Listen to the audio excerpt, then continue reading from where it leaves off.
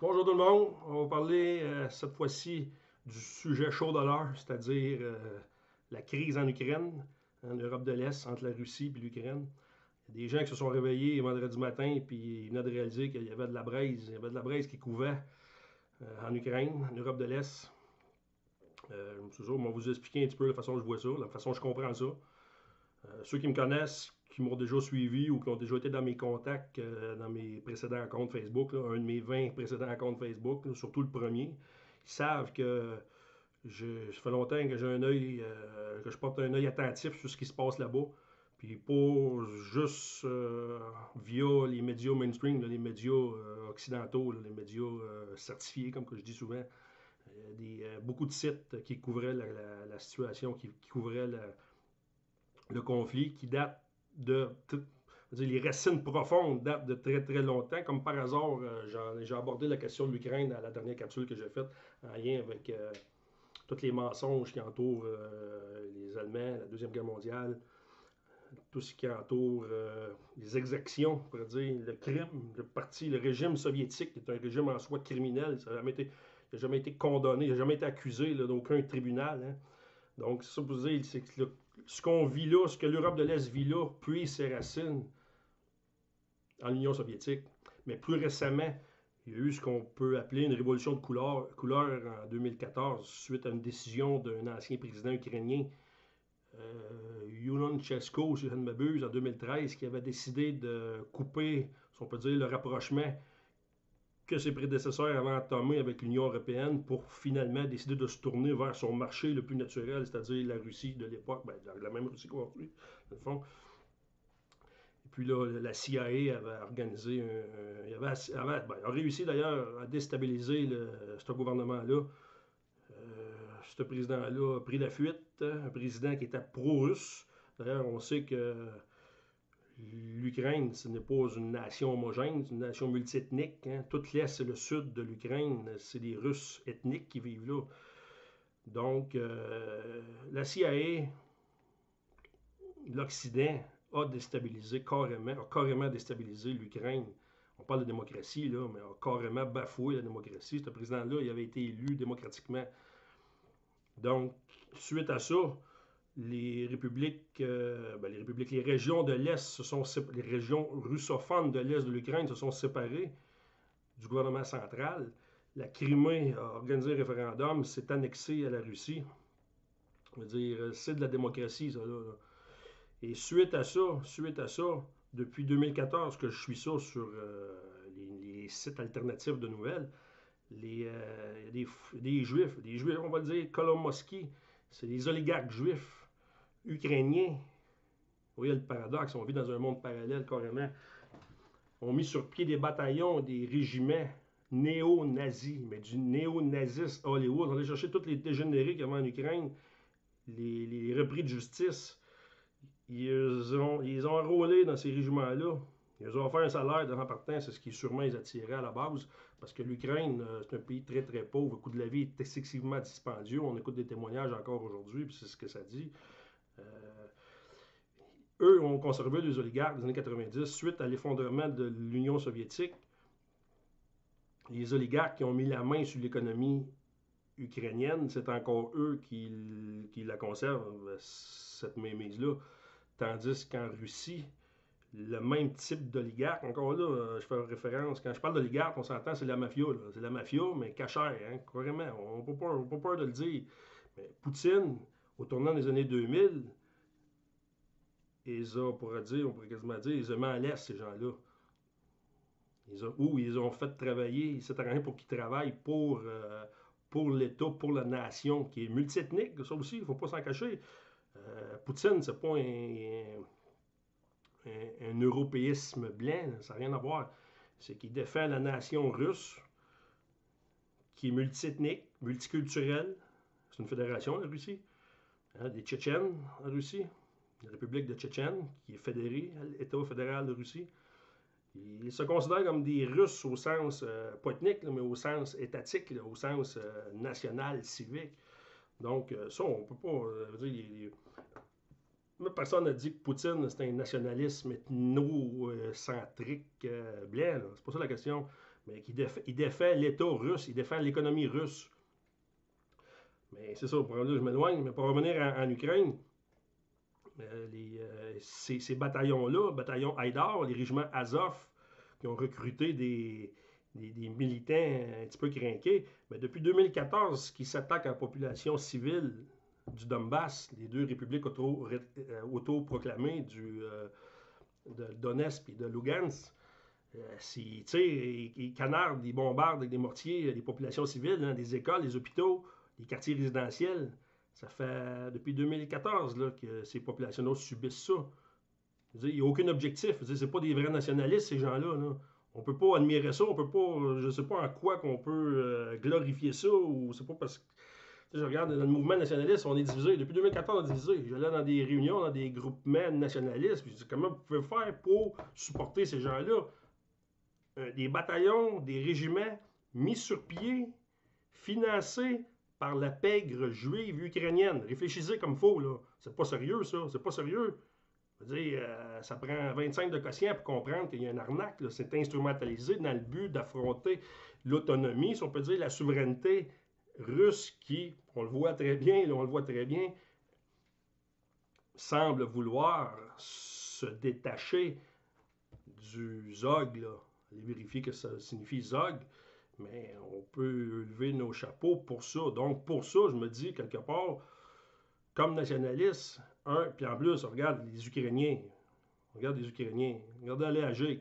Qui, comme je vous dis, avec les exactions qu'on a commises depuis 2014 envers une population civile, aucun objectif militaire, c'est quoi le but autre que d'agacer l'ours russe? On peut dire, il n'y a aucune raison, il n'y a aucune justification à ça. Je veux dire, c'est. En tout cas, pour revenir à ça, puis en plus, aujourd'hui, on regarde pour qui ça travaille, ces gens-là. L'Ukraine, le gouvernement ukrainien. Qui supporte ce gouvernement-là? Les mêmes qui essayent de mettre en application l'agenda 2030. Les mêmes qui nous ont foutu des muselières depuis 2 ans. Les mêmes qui nous ont obligés, pas dans mon cas, mais 90% de la population, si on peut se fier au sondage, obligés à se faire injecter un poison sans justification, dans le seul but de maintenir un certain niveau de vie ou façon de vivre. C'est les Bernard-Henri Lévy, les Jacques Attali, les Georges Soros, qui appuient ces bandits-là en Ukraine. Je veux dire, c'est le monde à l'envers. C'est carrément le monde à l'envers. Il faut mettre la petite souris dans la roue. Il y a quoi qui ne marche pas, là.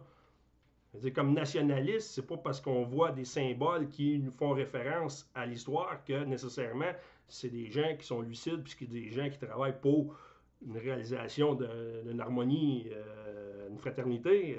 Vous savez, je vous l'ai dit. Hein? Donc, pour revenir à pourquoi que ces gens-là, en Ukraine, adhèrent à ces mouvements-là, comme je vous dis, il y a beaucoup de repris de justice, si je me fie aux informations que j'ai accès. Il y a beaucoup de volontaires étrangers qui vont là.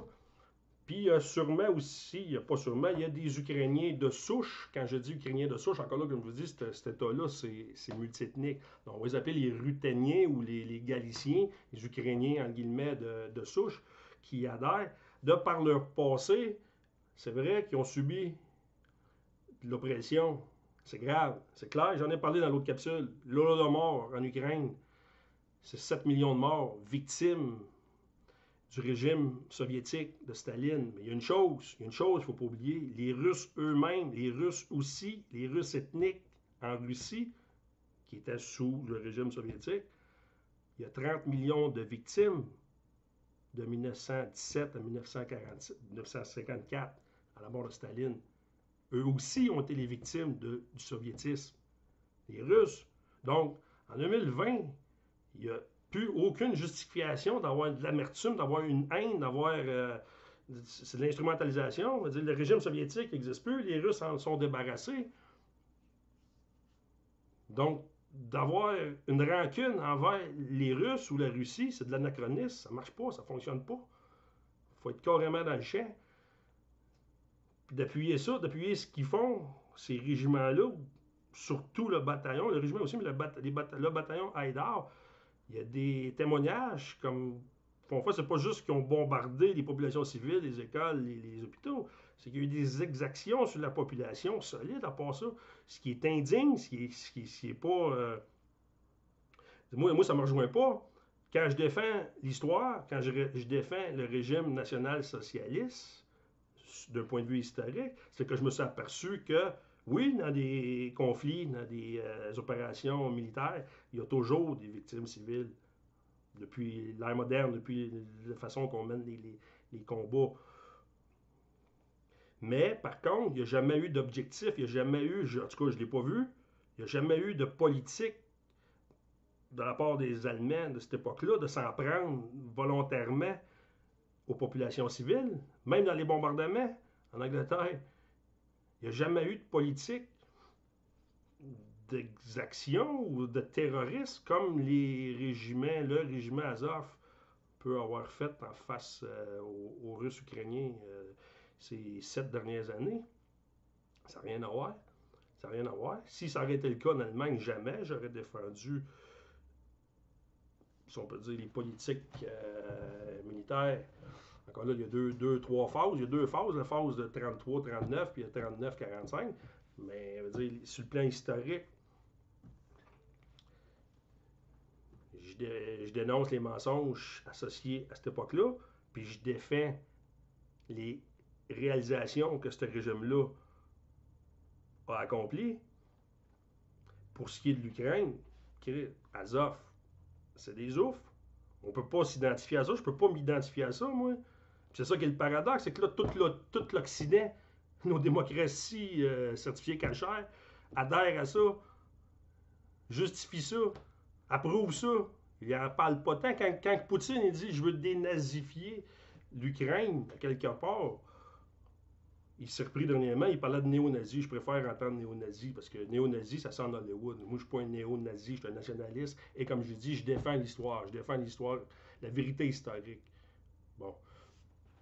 Mais naissance, on ne se donne pas de chance, là. Les nationalistes, on ne se donne pas de chance en appuyant ou en approuvant ou en justifiant ce qui s'est passé en Ukraine, ce qui se passe encore présentement. Poutine, les Russes sont pleinement dans leurs droits. Ça, sans même parler de la question de l'OTAN, sans même aborder cette question-là. Tu vois, on arrive déjà à 12 minutes 40. Là. Puis on n'aura pas le temps d'en parler de l'OTAN et de l'expansion de l'OTAN. Mais ce qui est paradoxal dans cette histoire-là, c'est que l'Occident appuie les agressions commises. Quand je dis l'Occident, c'est une démocratie libérale. Là. Canada, France, Allemagne, Danemark, Norvège, appuient des pourritures, on va dire, néo-nazis en Ukraine. C'est le monde à l'envers. C'est vraiment le monde à l'envers. C'est dur. On vit comme d'un univers parallèle. Là. Fait que ressaisissez-vous, en tout cas. Mettez la petite souris dans la roue, tout le monde. Là. Puis, présentement, là, le combat, c'est pas savoir si gauche-droite, libéral, conservateur ou. Non, c'est pas ça la question, c'est pas ça. C'est est-ce qu'on défend des politiques nationalistes, véritablement nationalistes, qui se détachent des organisations mondialistes. Donc, c'est ça. Sommes-nous nationalistes ou mondialistes? Présentement, les gens qui appuient l'Ukraine, qui appuient les bandits de l'Ukraine, okay, dans le but d'agacer l'ours russe, sont des mondialistes. Ce sont des mondialistes. Toutes parties confondues. Même affaire qui s'est passée avec le COVID, avec l'histoire de l'arnaque COVID-19. C'est là qu'on sépare le bon grain de l'ivraie. Est-ce que vous êtes capable de voir l'arnaque ou bien vous allez vous y soumettre une fois de plus? Puis là, ça fait le chapeau, là, autant aux nationalistes que les gens qui n'ont aucune opinion à savoir si je suis nationaliste ou pas. Réfléchissez comme il faut. Là. Les médias vous disent de penser noir ou blanc. Mais essayez de réfléchir par vous-même. Là. Donc, on va finir ça comme ça. Si il y a des questions, mais gênez-vous pas en commentaire. Puis je m'ai tâché de vous répondre. Comme je vous dis, j'avais pas de pitch, pas de programme, pas de plan. J'y vais comme ça. Fait que 15 minutes, c'est complet. On se reprend à la prochaine. Merci.